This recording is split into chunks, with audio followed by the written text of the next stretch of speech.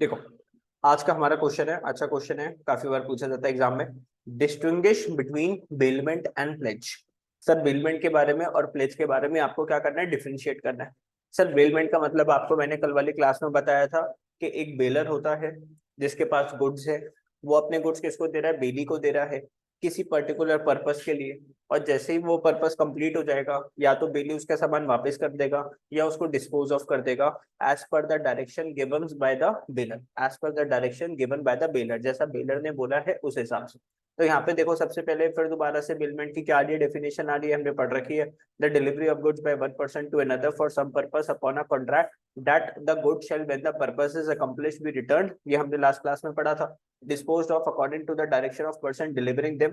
The person delivering the goods is called the bailor and person to whom the goods is delivered, इसको क्या बोलते हैं? बेली बोलते हैं। अब सर, एक कॉन्ट्रैक्ट आता है प्लेज का। किसका कॉन्ट्रैक्ट आता है? प्लेज का। अब प्लेज को अगर मैं आपको एक समझाऊं, क्या लिखा हुआ है? अ प्लेज या फिर upon is a contract whereby an agreement is disposed with a lender deposited where an article is deposited with a lender or promisee as security for the payment of loan or performance of a promise। अब sir ये difficult हो गया। इसमें क्या है? जैसे मान लो आज की डेट में गोल्ड लोन लेना। क्या लेना? Gold loan. इस गोल्ड लोन में क्या है कि एक बंदा है ए, इसके पास क्या है? गोल्ड है। गोल्ड है इसके पास 50 लाख रुपीज का। ये किसके पास जाता है? मुथूट फाइनेंस के पास। मुथूट फाइनेंस। इस मुथूट फाइनेंस का मेन काम क्या है सर? लोन्स देना। और किसके अगेंस्ट? गोल्ड। तो ए ने क्या करा? अपना गोल्ड डिपॉजिट करा। ए ने क्या करा? अपना गोल्ड डिपॉजिट करा। कितने का? 50 लाख रुपीज का। और बदले में मुथूट फाइनेंस ने इसको क्या दे दिया बेटा? लोन दे दिया, पैसे दे दिए। ठीक है, लोन दे दिया। मान लो इसने लोन दे दिया 40 लाख रुपीज का। कितने का लोन दे दिया? 40 लाख रुपीज का। तो ये वाला जो एग्रीमेंट जो हो गया, ये किस चीज का एग्रीमेंट हो गया बेटा? This is the agreement of pledge. ये कौन सा एग्रीमेंट हो गया? प्लेज का। बेटा, ए को लोन की ईएमआई पे करनी है, लोन के पैसे पे करने हैं, प्रिंसिपल अमाउंट वापस करना है और इंटरेस्ट वापस करना है। अगर ये नहीं कर पाया, अगर ये लोन के पैसे नहीं दे पाया, तो मुथूट फाइनेंस क्या करेगा? बोलो जी, क्या करेगा? उसका गोल्ड क्या करेगा? मार्केट में बेच देगा। अपने जो पैसे हैं वो ले लेगा, रिकवर कर लेगा। जो पैसे बच जाएंगे वो ए को क्या कर देगा? वापस कर देगा। भाई मान लो 40 लाख रुपीज का लोन इसने लिया था, तो ये 20 लाख का पे कर चुका था। अब बाकी का ये पे नहीं कर पा रहा था। लेकिन गोल्ड तो इसका कितने का पड़ा हुआ है? 50 लाख रुपीज का पड़ा हुआ है। 2 साल में गोल्ड की वैल्यू भी बढ़ी होगी। तो मुथूट फाइनेंस क्या करेगा? गोल्ड को मार्केट में बेचेगा। उसका लोन तो थोड़ा सा ही बचा हुआ है, अपने लोन के पैसे काटेगा, बाकी जो पैसे जो बचेंगे वो किसको दे देगा? ए को दे देगा। तो ये कौन सा केस हो गया बेटा? This is a case of pledge. ये किसका केस हो गया? प्लेज का केस हो गया। ठीक है। अब ये एग्रीमेंट मैंने बेलमेंट में तो नहीं करा था ना। बेलमेंट में मैंने क्या करा था? तू अपना काम कर ले, जब तेरा काम हो जाएगा मेरे को मेरा सामान वापस कर दे। तो प्लेज और a pawn is a contract where an article is deposited. तो आपने क्या डिपॉजिट करवाया? गोल्ड डिपॉजिट करवाया विद अ लेंडर। लेंडर कौन है यहाँ पे? मुथूट फाइनेंस, जिसने आपको पैसे दिए। और promise C as security for the payment of a loan. वो क्या था? एक सिक्योरिटी थी। किसकी? लोन की पेमेंट की। और परफॉर्मेंस ऑफ अ प्रॉमिस, एक प्रॉमिस की परफॉर्मेंस के लिए। द बेलर और the depositor is called a pleasure. तो जिसने अपना गोल्ड दिया है वो कौन है? प्लेजर, या फिर उसको क्या बोलते हैं? पॉनर। एंड द बेली और the depositee is called the pledgee और पॉने। तो मतलब जो मुथूट फाइनेंस है उसको क्या बोलेंगे? प्लेजी। और जिसने अपना सामान दिया उसको क्या बोलेंगे? प्लेजर। या फिर इसको क्या बोल सकते हैं? पॉनर। या फिर इसको क्या बोल सकते हैं? पॉनी। अब डिस्टिंग्विश क्या है बेलमेंट और प्लेज के बीच में? Bailment is a wider term and includes a large variety of transaction but pledge is a specific category of transaction. तो बेलमेंट के अंदर क्या आ जाता है? प्लेज आ जाता है। बेलमेंट सबसे बड़ा है। बेलमेंट क्या है? बट अब बेलमेंट में क्या था कि किसी बंदे ने दूसरे बंदे को सामान दिया। ठीक है। तो अब मैंने जाके सामान किसको दिया? भैया, मुथूट फाइनेंस वालों को सामान दिया। अब ये है तो सही बेलमेंट, लेकिन बेलमेंट के अंदर उसका कौन सा पार्ट आ जाता है? प्लेज। अब pledge is distinguished from other types of bailment. बाकी बिलमेंट से ये थोड़ा सा डिफरेंट होता है by the nature of the lien possessed by the pledge. Lien का मतलब क्या होता है? जब्त कर लेना। क्या कर लेना? जब्त कर लेना। भाई कल को अगर आपने मेरे को पैसे नहीं दिए, तो आपके गोल्ड के ऊपर मैं क्या लगा लूंगा? लियन लगा लूंगा, जब्त कर लूंगा, आपको गोल्ड वापस नहीं करूंगा। The pledge gives the pledgee the right to sell the goods. तो प्लेजी कौन हो गया? मुथूट फाइनेंस। मुथूट फाइनेंस के पास क्या है? राइट है। ये राइट कहां से मिला? लियन की वजह से, कि मैंने आपका सामान क्या कर लिया? जब्त कर लिया। अब मेरा अधिकार है कि मैं इस गुड्स को मार्केट में जाके क्या कर सकता हूँ? बेच सकता हूँ। कौन से इवेंट में? In the event of non payment of debt. अगर आपने मेरे को मेरे पैसे वापस नहीं करे, ये कौन बोल रहा है? मुथूट फाइनेंस बोल रहा है बंदे को। अगर भाई देख तू अगर मेरे पैसे नहीं दे रहा लोन के, तो मैं तेरे गोल्ड को जाके मार्केट में क्या कर दूंगा? सेल कर दूंगा। और नॉन परफॉर्मेंस ऑफ ऑब्लिगेशन, मान लो जो भी काम करना था, पैसे देने थे, जो मर्जी देना था, उसके अंदर कुछ भी हो सकता है, केस कैसा भी। अभी मुथूट फाइनेंस में केस क्या था कि भाई पैसे देने, कोई दूसरा केस भी हो सकता है। ठीक है, तो अगर भैया आपने मेरे को काम करके नहीं दिया, तो मैं आपका क्या कर दूंगा? गोल्ड को मार्केट में जाके सेल कर दूंगा। Goods are pledge to ensure repayment of debt. Sir ये गुड्स को प्लेज क्यों करवाया? To ensure as a security of the repayment of debt, कि भैया हमें कोई सिक्योरिटी चाहिए ना। आज तू मेरे से 40 लाख रुपीज लेकर जा रहा है, कल को पता नहीं कौन सी कंट्री में गायब हो जाए, मैं तेरे को कैसे ढूंढता रहूं? तो बदले में मेरे पास क्या रखवा दे? गुड्स रखवा दे।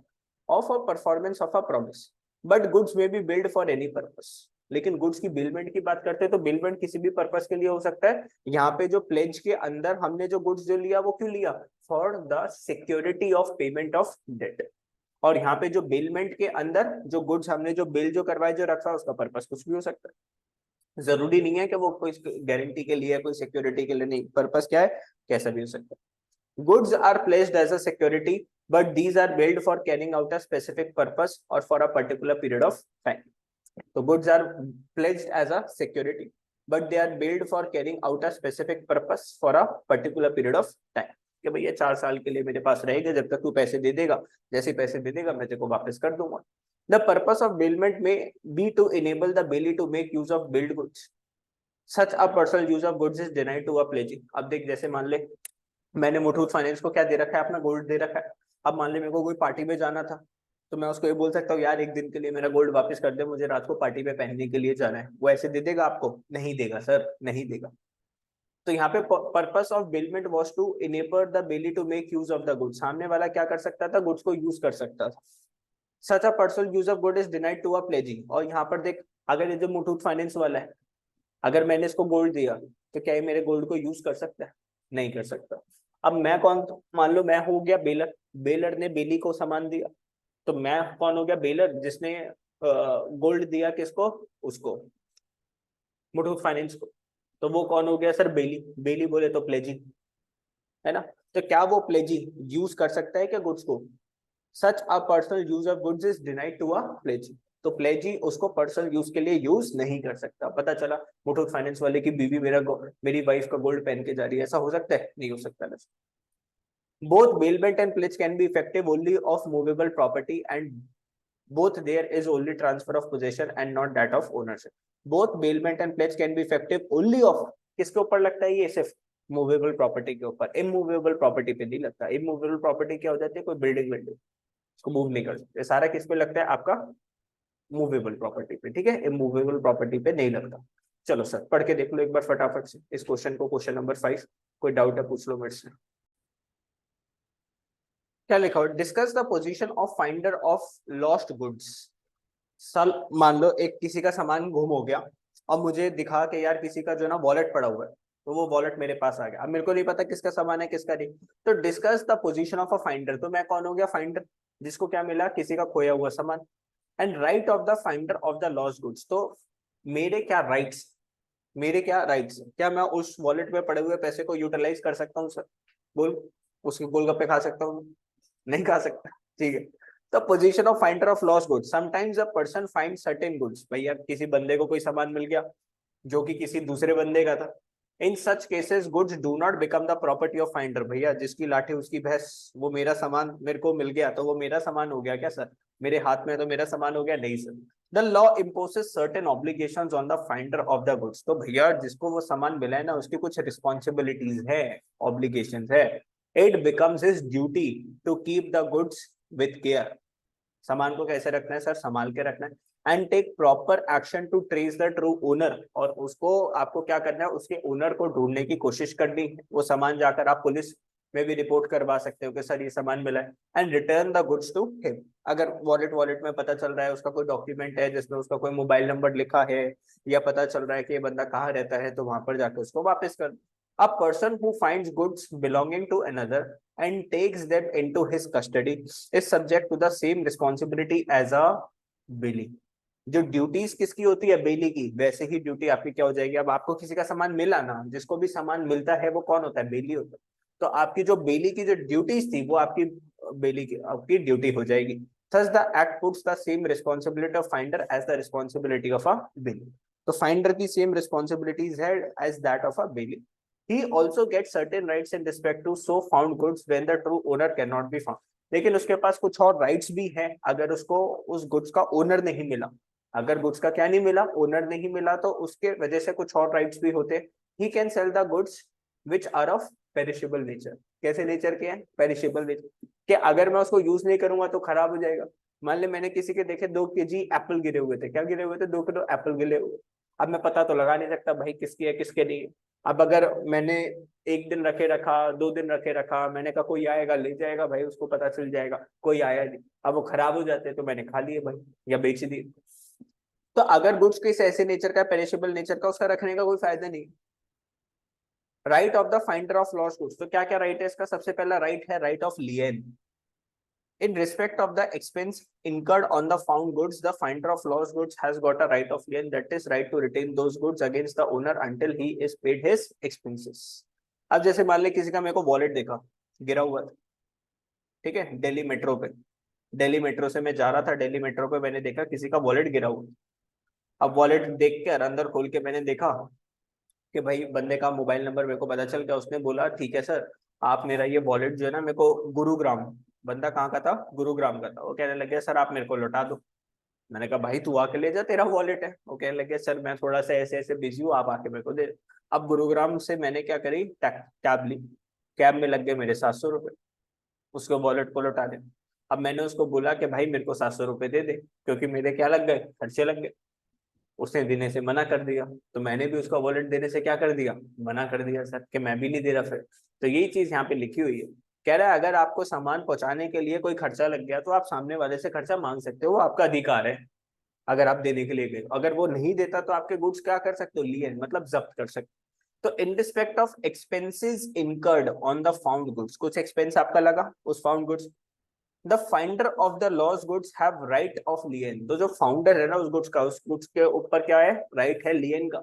मतलब वो उन गुड्स को क्या कर सकता है, जब्त कर सकता है। That is right to retain those goods, वो अपने पास गुड्स रख सकता है until the owner, against the owner until he is paid his expenses, जब तक उसके खर्चे वो पे नहीं करेगा, जब तक वो सामान अपने पास रखेगा। Right to sue for rewards. अब भैया उसको पता चला कि किसी का वॉलेट है, बड़े बंदा है, उसका वॉलेट है, गुम हो गया, उसकी बीवी ने उसको गिफ्ट करा था, तो उसने वो निकाल रखा है, जो भी मेरा वॉलेट ला कर देगा मैं उसको 10,000 रुपए का क्या दूंगा, कैश दूंगा। अब मैंने उसको उसका वॉलेट लौटा दिया, मैंने कहा लाओ 10,000 रुपए रिवॉर्ड्स, तो उसने रिवॉर्ड देने से क्या कर दिया, मना कर दिया। तो क्या मैं उसको ऊपर केस कर सकता हूँ, यस सर। तो right to sue for reward, भैया तुम मेरा रिवॉर्ड नहीं दे रहे तो मैं आपको क्या कर दूंगा, स्यू कर दूंगा, केस कर दूंगा। If the owner has offered any reward, भैया रिवॉर्ड किसने ऑफर करा था, ओनर ने, मैंने तो नहीं मांगा ना, उसने पहले बोला था। And for the return of goods, जब सामान जब मिल गया, then finder has also the right to sue him for the sale. अब उसने अगर पैसे नहीं दिए तो वो क्या कर सकता है, स्यू कर सकता है। Right of sale, under the following conditions the finder of lost goods can even sell them, उसको बेच भी सकता हूँ। If the owner can not be found with reasonable diligence, भैया अब ओनर मिल ही नहीं रहा। रीजनेबल डिलीजेंस मतलब जो मैं कर सकता था अपनी समझ से, सब कुछ प्रोसीजर के हिसाब से मैंने ढूंढ लिया, लेकिन वो बंदा नहीं मिला, तो अब मैं क्या कर सकता हूँ, सामान को बेच सकता हूँ। If the owner is found and he refuses to pay reasonable charges to the finder, owner मिल गया, उसने पैसे देने से मना कर दिया, एक्सपेंसेस के पैसे नहीं दे रहा, तो वो सामान किसका हो गया, मेरा हो गया। अब मैं उसको बेच के अपने पैसे क्या कर लूंगा, रिकवर कर लूंगा। If the goods are of perishable nature, कि सर ये खराब हो जाएंगे तो अब इसको क्या करना पड़ेगा सर, या तो खुद कंज्यूम कर लूं या इसको खुद क्या कर दूं सर, बेच लूं। The finder can sell the goods under the following circumstances where the articles are in danger of perishing, sir खराब हो जाएगा। When the owner can not, सामने वाला ओनर नहीं मिल रहा, या फिर उसने लॉफुल चार्जेस देने से मना कर दिया। Where the lawful charges of finder in respect of good found amount to 2/3 of the value of goods, sir जो चार्जेस जो थे ना उस पे जो खर्च जो हो गया, कितना चार्ज लग गया, 2/3, मतलब 75% का क्या लग गया, एक्सपेंस। मान लो एक वॉलेट मिला मेरे को, उस वॉलेट में पड़े थे सिर्फ कितने पैसे, 1,000 रुपए, लेकिन उस वॉलेट को पहुंचाने के लिए मेरे कितने पैसे लग गए, 750 रुपए। तो सामने वाले बंदे को अब मेरे 750 रुपए तो देने पड़ेंगे, ठीक है। तो where the lawful charges of finder in respect of good found amount to 2/3 of the value of goods. तो वैल्यू ऑफ गुड्स कितनी थी, 1000, और उसका कितना लग गया मेरा फाइंडिंग चार्जेस, लॉफुल चार्जेस कितने लग गए, 2/3। The true owner is entitled to get the balance of sale product. अब भैया उस 1000 रुपए में से 750 अगर मैंने ले लिया तो बाकी के 250 रुपए तो मैं तेरे को ही दूंगा ना। या तेरे मैंने एप्पल्स बेच दिए, अब तेरे एप्पल बिके 400 रुपए के, मेरा जो खर्चा जो लगा तेरे पास आने का 200 रुपए, तो बाकी के 200 रुपए तू रख ले। After meeting the lawful charges, तो लॉफुल चार्जेस काटने के बाद कोई सरप्लस बचता है, if there is any surplus, तो वो सरप्लस किसको दिया जाएगा, ट्रू ओनर वापस कर देना, ठीक है।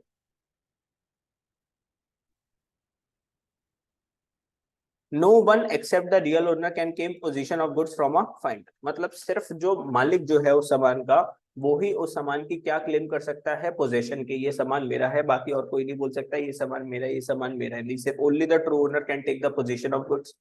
If nobody deprives him of the possession of goods, he can file a suit for the damages for trespass. If nobody deprives him of the possession of the goods, जैसे कि A picked up a diamond ring from the floor of B shop, B की shop थी, वहां से उसको क्या मिली, diamond की शॉप रिंग मिली, and handed it over to him. तो उसने दुकानदार को क्या करी, रिंग वापस कर दी कि भैया तेरी दुकान पे रिंग गिरी हुई है। In spite of efforts the true owner could not be found. अब उसने बहुत कोशिश करी फिर भी रिंग का ओनर नहीं मिला। After some time A tendered to B the lawful charges for finding the true owner and asked him to return the diamond ring to him. B refused to do so. A ने क्या बोला, यार एक काम करते हैं, तू मेरे को लिंक दे दे, मैं जो है ना ओनर का पता लगाता हूँ और कुछ चार्जेस लगेंगे इसको। Held A could recover it from B as he had the right to retain it against the whole world except the true owner। अब भैया मिली किसको थी ये, A को मिली थी। तो यहाँ पर A could recover it from B, A किससे रिंग वापस ले सकता था, बी से वापस ले सकता था, as he had the right to retain it against the whole world. मतलब अब इस वर्ल्ड में कोई इसका मालिक नहीं आ रहा इसको लेने के लिए। तो अब मेरे को आपकी दुकान पे मिली, मेरे को मिली, तो वो मैं आपसे क्या ले सकता हूँ सर, वापस ले सकता। ये चीज लिखी हुई है यहाँ पे, क्योंकि अब आपको क्या नहीं मिल रहा, ओनर नहीं मिल रहा, तो ओनर यहाँ पे कौन बन जाएगा फिर, फाइंडर। ओनर कौन बन जाएगा यहाँ पे फिर, फाइंडर। ये थोड़ी ना तेरी दुकान पे पाई तो वो तेरी होगी ना, मेरे को पाई तो वो किसकी है, साडी। ठीक है सर, ओके। तो ये वाला चैप्टर आपका क्या हो गया सर, बिलमेंट वाला फिनिश हो गया।